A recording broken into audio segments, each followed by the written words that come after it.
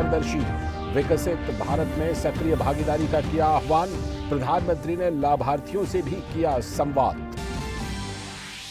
विदेश मंत्री doctor S Jaishankar ने श्रीलंका के राष्ट्रपति रानिल विक्रमसिंघे और प्रधानमंत्री दिनेश गुणवर्धने से की मुलाकात। राष्ट्रपति विक्रमसिंघे के साथ मिलकर भारत के सहयोग से बन रहे कई प्रोजेक्ट्स का किया उद्घाटन। कहा, आर्थिक संकट से उबरने के लिए भारत श्रीलंका को देगा पूरा समर्थन। श्रीलंका के साथ रिन्यूएबल एनर्जी फ्रेमवर्क पर बनी सहमति।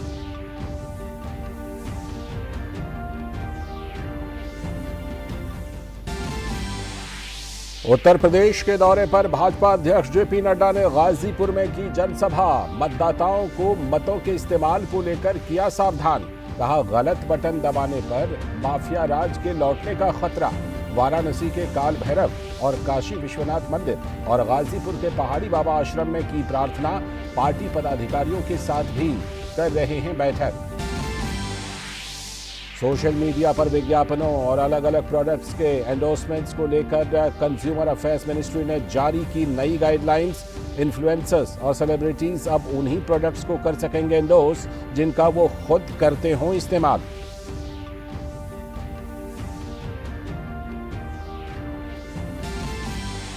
और विश्व आर्थिक मंच ने भारत की G20 अध्यक्षता को बताया बेहद अहम। संस्था के संस्थापक और कार्यकारी अध्यक्ष क्लॉस श्वाब ने कहा, बेहद महत्वपूर्ण समय में भारत को मिली है G20 की अध्यक्षता। पीएम मोदी का नेतृत्व आज की खंडित दुनिया में है महत्वपूर्ण। नमस्कार, डीडी न्यूज के इस बुलेटिन में आप सभी का स्वागत है। मैं हूं लाल चंद्र सिंह। देखते हैं खबरों को विस्तार से। सबसे पहले इस समय की सबसे पहली और सबसे बड़ी खबर। प्रधानमंत्री नरेंद्र मोदी ने आज वीडियो कॉन्फ्रेंस के माध्यम से सरकारी विभागों और संगठनों में नवनियुक्त 71,000 कर्मचारियों को नियुक्ति पत्र सौंपे। ये तीसरा रोजगार मेला था। इससे पहले प्रधानमंत्री ने पिछले वर्ष अक्टूबर में 75,000 और नवंबर में 71,000 नवनियुक्त सरकारी कर्मचारियों को नियुक्ति पत्र दिए थे। सरकार के प्रयासों से युवाओं को विभिन्न क्षेत्रों में बड़ी संख्या में रोजगार मिला है। और नवनियुक्त कर्मचारियों को संबोधित करते हुए प्रधानमंत्री मोदी ने कहा कि इस वर्ष ये पहला रोजगार मेला है तथा विभिन्न सरकारी विभागों में नियुक्तियों से हजारों परिवारों के जीवन में आशा की एक नई किरण जागेगी। उन्होंने कहा कि रोजगार मेला देश के युवाओं के सशक्तिकरण के लिए सरकार का प्रयास है तथा आने वाले वर्षों में भी और भी भर्तियां की जाएंगी। आइए एक नजर डालते हैं पीएम मोदी के संबोधन की 5 बड़ी बातों पर।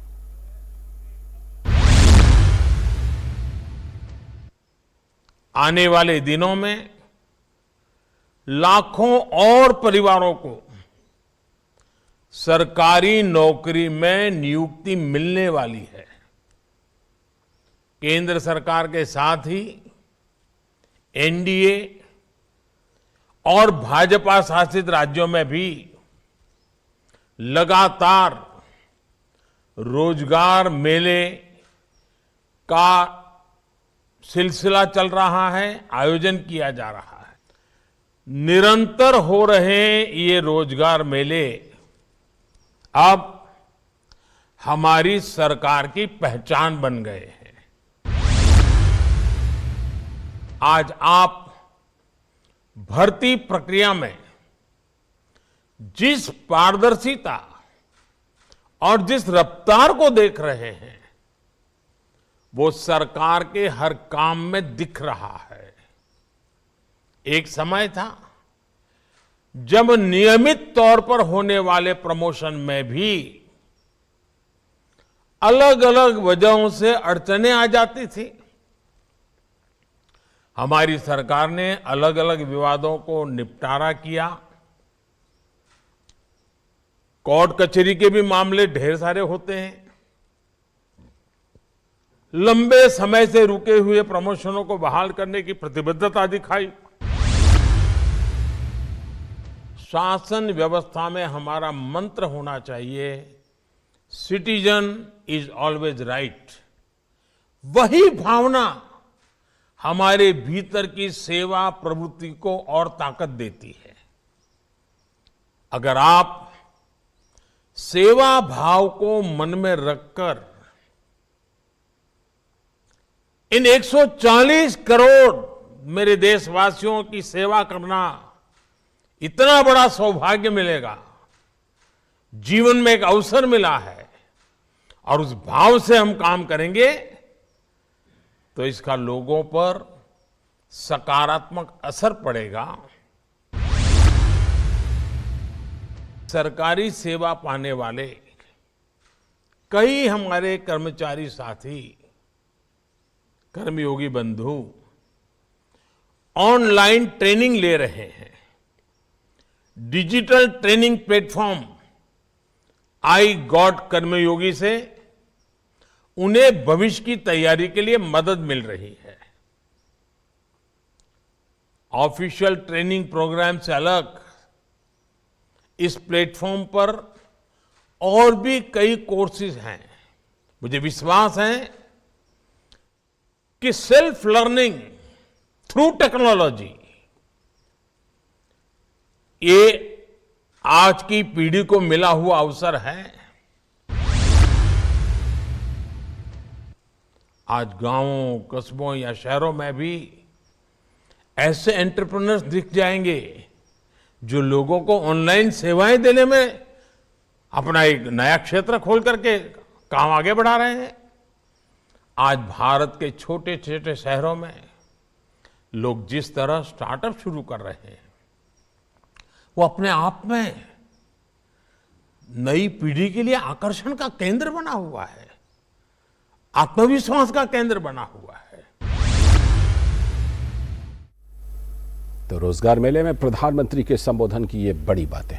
रुख करते हैं दूसरी बड़ी खबर का। विदेश मंत्री डॉक्टर एस जयशंकर श्रीलंका के राष्ट्रपति रानिल विक्रमसिंघे के साथ कैंडियन डांस एकेडमी, गाले, कैंदी और नोवारा एलिया में भारतीय आवास परियोजना के तीसरे चरण के तहत मॉडल ग्राम आवास परियोजना का उद्घाटन कार्यक्रम में शामिल हुए। विदेश मंत्री ने सामाजिक आर्थिक विकास पर उच्च प्रभाव के सामुदायिक विकास कार्यक्रम पर समझौता ज्ञापन पर भी हस्ताक्षर किए।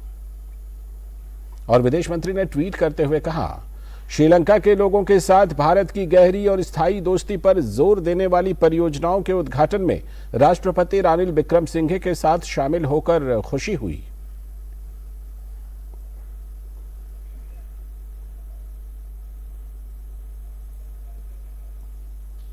और विदेश मंत्री डॉक्टर एस जयशंकर ने कोलंबो में श्रीलंका के प्रधानमंत्री दिनेश गुणवर्धने से मुलाकात की और उनके साथ द्विपक्षीय सहयोग पर भी चर्चा की। विदेश मंत्री ने ट्वीट कर इस बारे में भी जानकारी दी और उन्होंने लिखा, आज कोलंबो में प्रधानमंत्री दिनेश गुणवर्धने से मिलकर खुशी हुई। परिवहन और शिक्षा सहित हमारे द्विपक्षीय सहयोग पर चर्चा की।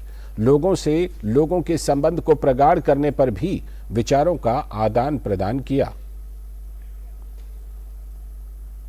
और शुक्रवार को श्रीलंका के राष्ट्रपति से मुलाकात के बाद विदेश मंत्री डॉक्टर एस जयशंकर ने कहा कि भारत आईएमएफ को पहले ही बता चुका है कि वो श्रीलंका के कर्ज पुनर्गठन योजना का पुरजोर समर्थन करता है।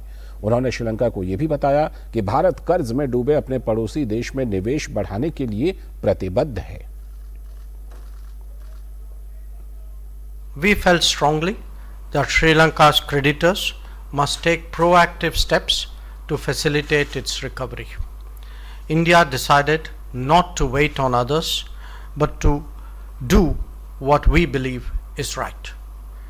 We extended financing assurances to the IMF to clear the way for Sri Lanka to move forward. और अब रुख करते हैं एक और बड़ी खबर का। भाजपा के राष्ट्रीय अध्यक्ष जेपी नड्डा पूर्वांचल के दौरे पर हैं। आज जेपी नड्डा और उत्तर प्रदेश के मुख्यमंत्री योगी आदित्यनाथ ने गाजीपुर में पहाड़ी बाबा आश्रम मंदिर में पहुंचे। वो दोनों नेताओं ने यहां प्रार्थना की और साथ ही आश्रम में उपस्थित विशिष्ट जनों से मुलाकात भी की। और इसके बाद यूपी के गाजीपुर में आईटीआई ग्राउंड में सार्वजनिक रैली में भाजपा के राष्ट्रीय अध्यक्ष जेपी नड्डा ने कहा कि प्रजातंत्र में अपने मतों का सही प्रयोग बहुत ही महत्वपूर्ण है। उन्होंने कहा कि गलत जगह अगर बटन दब जाए तो माफिया राज आ सकता है, सही जगह बटन दब जाए तो मेडिकल कॉलेज आ जाता है। काशी नजदीक हो गई है और 1.5 घंटे के अंदर हम यहां गाजीपुर पहुंच जाते हैं। यह परिस्थिति आकर के खड़ी हुई है। यह कैसे हुआ है? यह इसलिए हुआ है कि आपने अपनी ताकत का सही उपयोग किया।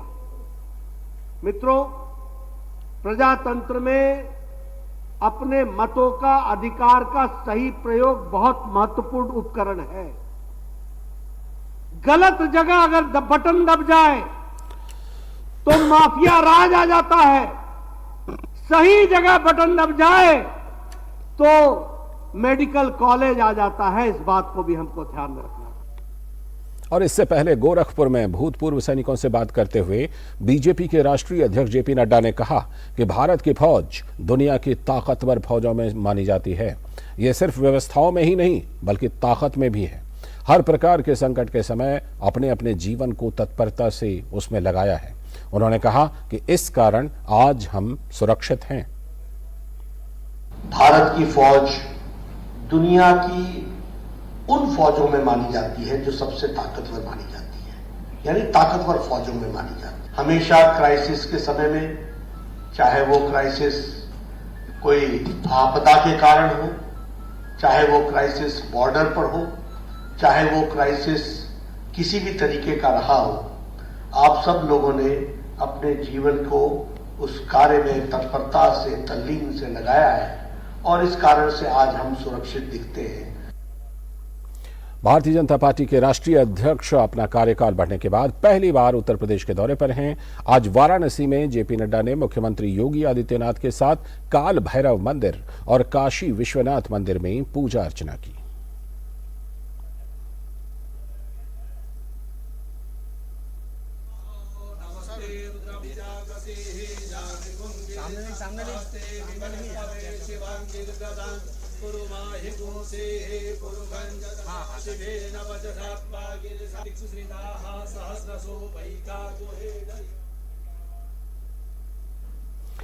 और जैसा कि हमने आपको पहले ही खबरों में बताया था, विदेश मंत्री डॉक्टर एस जयशंकर श्रीलंका के दौरे पर हैं। विदेश मंत्री ने आज कोलंबो में अपने श्रीलंकाई समकक्ष अली साबरी के साथ संयुक्त प्रेस वार्ता की। डॉक्टर एस जयशंकर ने आर्थिक संकट से उबरने के लिए श्रीलंका को भारत के अटूट समर्थन की पुष्टि की। भारत को एक विश्वसनीय मित्र और पड़ोसी बताते हुए डॉक्टर जयशंकर ने श्रीलंका के साथ खड़े रहने की पीएम मोदी की प्रतिबद्धता को दोहराया। I would like to underline that India is a reliable neighbor, a trustworthy partner, one who is prepared to go the extra mile when Sri Lanka feels the need. My presence here today is a statement about Prime Minister Modi's commitment to neighborhood first. We will stand by Sri Lanka in this hour of need and are confident that Sri Lanka will overcome the challenges that it currently faces. और इसके अलावा विदेश मंत्री ने बताया कि कोलंबो आने का उनका प्राथमिक उद्देश्य इन कठिन क्षणों में श्रीलंका के साथ भारत की एकजुटता व्यक्त करना है। उन्होंने कहा कि भारत विशेष रूप से ऊर्जा, पर्यटन और बुनियादी ढांचे के क्षेत्रों में श्रीलंका की अर्थव्यवस्था में अधिक से अधिक निवेश करेगा। India decided not to wait on others, but to do what we believe is right. We extended financing assurances to the IMF to clear the way for Sri Lanka to move forward. Our expectation is that this will not only strengthen Sri Lanka's position, but ensure that all bilateral creditors are dealt with equally.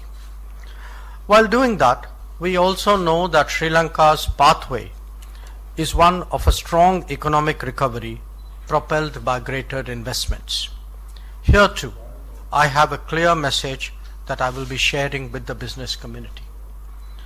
India will encourage greater investments in the Sri Lankan economy, especially in core areas like energy, tourism and infrastructure. और विदेश मंत्री ने श्रीलंका में ऊर्जा संकट के बारे में कहा कि श्रीलंका में नवीकरणीय ऊर्जा की अपार संभावनाएं हैं। डॉक्टर जयशंकर ने बताया कि श्रीलंका के साथ रिन्यूएबल एनर्जी फ्रेमवर्क सहमति बनी है।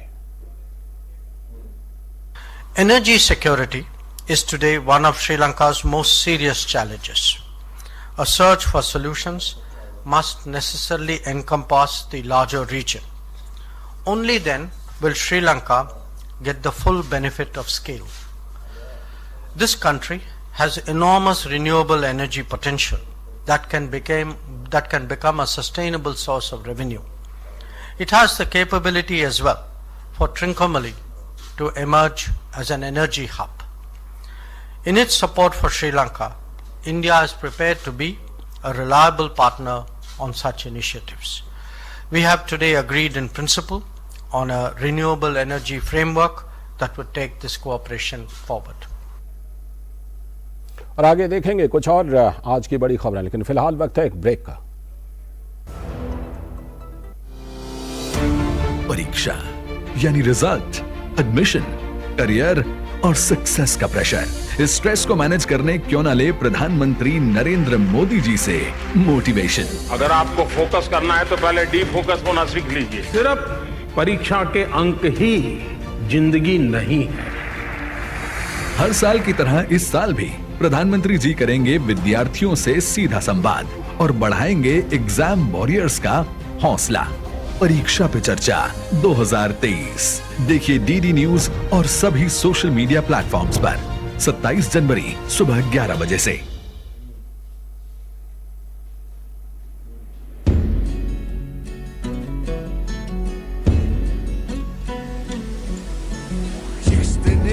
Langon pe spaltaldan pe gyal khapi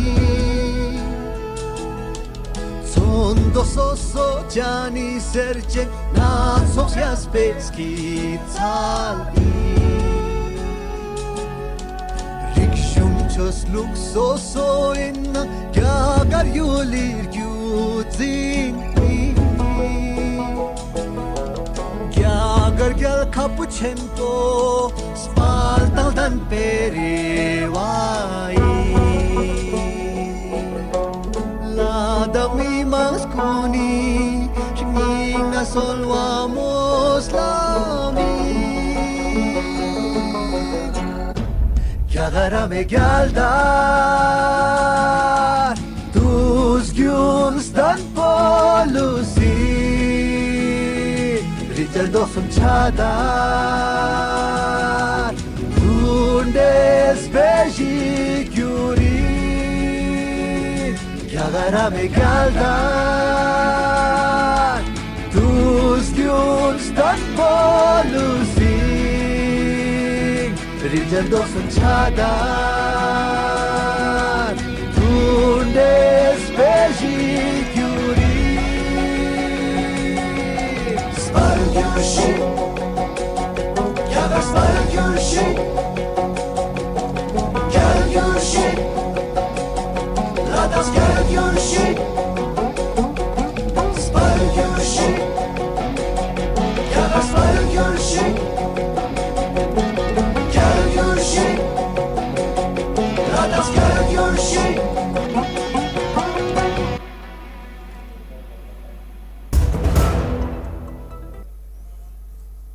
स्वागत है एक बार फिर से आपका ब्रेक के बाद। आगे की बड़ी खबरों में केंद्रीय सूचना एवं प्रसारण मंत्री अनुराग सिंह ठाकुर ने सुजानपुर के ब्यूटी वेलनेस डिप्लोमा वितरण समारोह में वर्चुअल माध्यम से भाग लिया।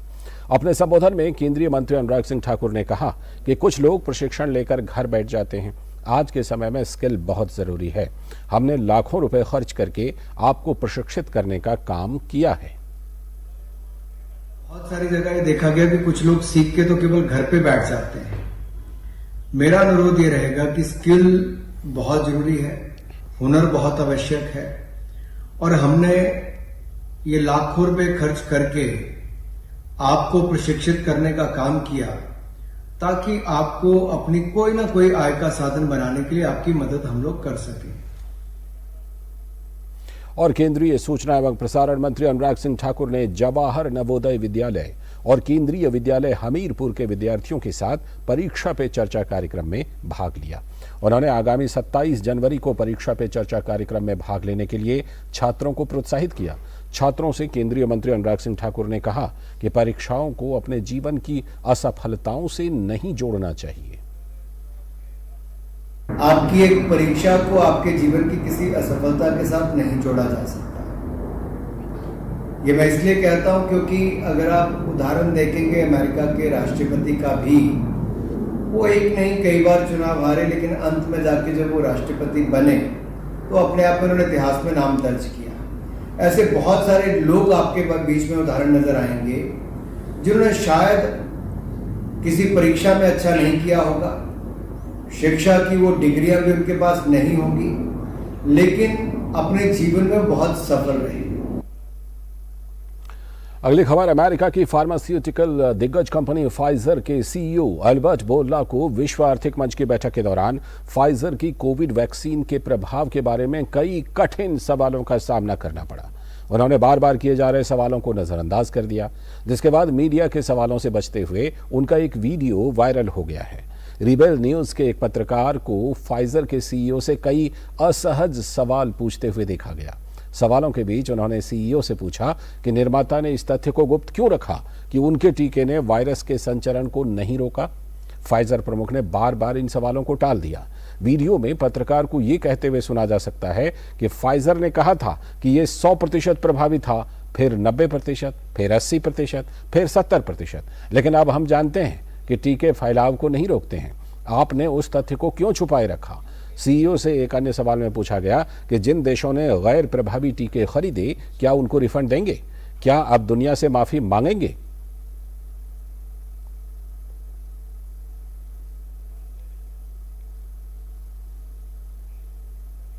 और वहीं केंद्रीय मंत्री और भाजपा के नेता राजीव चंद्रशेखर ने मीडिया के सवालों से भागते हुए फाइजर सीईओ के वीडियो को शेयर किया और कांग्रेस पर निशाना साधा। उन्होंने ट्वीट कर कहा, बस सभी भारतीयों को याद दिलाना चाहता हूं कि फाइजर ने क्षतिपूर्ति की शर्तों को स्वीकार करने के लिए भारत सरकार को धमकाने की कोशिश की थी और राहुल गांधी, पी चिदम्बरम और जयराम रमेश की कांग्रेसी नेताओं की तिकड़ी कोविड के दौरान विदेशी टीकों के मामले को आगे बढ़ाती रही।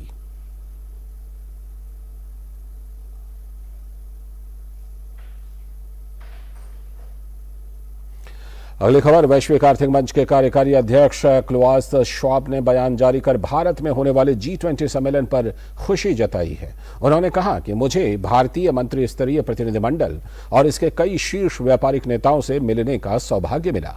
उन्होंने भारत में जलवायु परिवर्तन के मामले में नवीकरणीय ऊर्जा पर जोर दिए जाने का स्वागत किया। उन्होंने कहा वे वैश्विक स्वास्थ्य सेवा पारिस्थितिकी तंत्र में भारत के योगदान, महिलाओं के नेतृत्व वाले आर्थिक मॉडल पर ध्यान केंद्रित करने और सार्वजनिक बुनियादी ढांचे में डिजिटल नेतृत्व प्रदान करने की सराहना करते हैं। उन्होंने कहा वैश्विक अर्थशास्त्र और वैश्विक राजनीतिक संकटों के बीच भारत एक उज्जवल स्थान बना हुआ है। क्लाउस श्वाब ने प्रधानमंत्री नरेंद्र मोदी के नेतृत्व में G20 सम्मेलन के दौरान भारत के साथ निरंतर साझेदारी जारी रखने की उम्मीद जताई है। उन्होंने कहा कि भारत अपनी G20 अध्यक्षता के दौरान दुनिया में सभी देशों के लिए समान विकास को बढ़ावा दे रहा है। और अब बात गंगा विलास क्रूज की, जो बिहार के कहल गांव से निकलकर बटेश्वर धाम पहुंचा, जहां पर सैलानियों ने प्राचीनतम विश्वविद्यालय विक्रमशिला के स्मारक का अवलोकन किया। एमवी गंगा विलास रिवर क्रूज ने सुबह बिहार के कहल गांव से आगे की यात्रा शुरू की। गंगा की लहरों के बीच तैरता हुआ यह रिवर क्रूज कुछ देर बटेश्वर घाट पर रुका। यहाँ उतरे सैलानियों का पारंपरिक तरीके से स्वागत किया गया। धीरे धीरे कारवां आगे बढ़ा। लहराते सरसों के खेतों सहित यहाँ के जनजीवन को तस्वीरों में उतारा। इसके बाद सैलानी ऐतिहासिक विक्रमशिला विश्वविद्यालय के प्राचीन इतिहास से रूबरू हुए। राजा धर्मपाल की बसाई विक्रमशिला 8वीं सदी का शिक्षा केंद्र था। देश विदेश से विद्यार्थी यहाँ ज्ञान हासिल करने आते थे।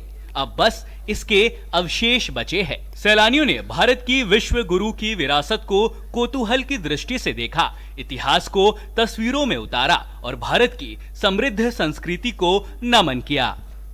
It's historical, you know. I mean, I don't think I've ever visited a place that has such an old archaeological site, and I have been here in 2008 before. That the first time I can remember a little bit.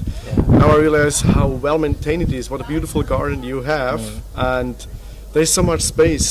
स्थानीय निवासियों के लिए भी ये एक यादगार क्षण रहा। उन्होंने कहा कि इससे गंगा पर बसे क्षेत्र में पर्यटन को बढ़ावा मिलेगा और रोजगार सृजन होगा। भारतीय अंतर्देशीय जलमार्ग प्राधिकरण लगातार सैलानियों की इस यात्रा को सफल और सुखद बनाने के लिए प्रयास कर रहा है। केंद्रीय विश्वविद्यालय जो है अपना विक्रमशिला पुनः इनका जीर्णोद्धार हो, और जैसे हजारों वर्ष पूर्व यहाँ पर पठन पाठन हुआ करता था, देश विदेश से लोग आते थे यहाँ शिक्षा ग्रहण करने के लिए, पुनः हम लोग उसको चालू कराएंगे। माननीय प्रधानमंत्री, यशस्वी प्रधानमंत्री भाई नरेंद्र मोदी जी का विशेष ध्यान है और अभी यहाँ पर जमीन जो है उसका अधिग्रहण भी किया जा रहा है। उनको बटेश्वर स्थान में लाकर विक्रमशिला यूनिवर्सिटी दिखाना था। इसी के तहत में मैं कहलगांव से बटेश्वर स्थान आया और यहाँ आने के बाद सारे क्रूज को लेकर विक्रमशिला यूनिवर्सिटी गए। वहाँ उन्हें मैं जो प्राचीन हमारी धरोहर थी शिक्षा के लिए उन्हीं सारी चीज़ों से अवगत कराया गया। दुनिया के सबसे बड़े रिवर क्रूज को देखने लोगों की भीड़ जुटी। इतने लोगों का अभिवादन स्विस सैलानियों के लिए अभूतपूर्व और अविश्वसनीय रहा। यह यात्रा लगातार जारी है। आज बिहार के विक्रमशिला में विदेशी सैलानियों ने यहाँ की पुरानी यूनिवर्सिटी को देखा कि किस प्रकार से उस जमाने में यूनिवर्सिटीज हुआ करती थी और क्या इसका इतिहास रहा, इसको जानने का प्रयास किया।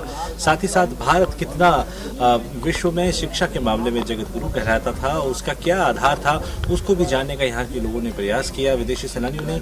और अब ये यात्रा जो है आगे की ओर बढ़ रही है और लगातार दूरदर्शन की टीम लगातार इसमें आपको दिखाती रहेगी कि कौन कौन से पड़ाव है और वो किस प्रकार से इसको एंजॉय कर रहे हैं। कैमरामैन राहुल चोपड़ा के साथ चंद्रशेखर, डीडी न्यूज, बिहार।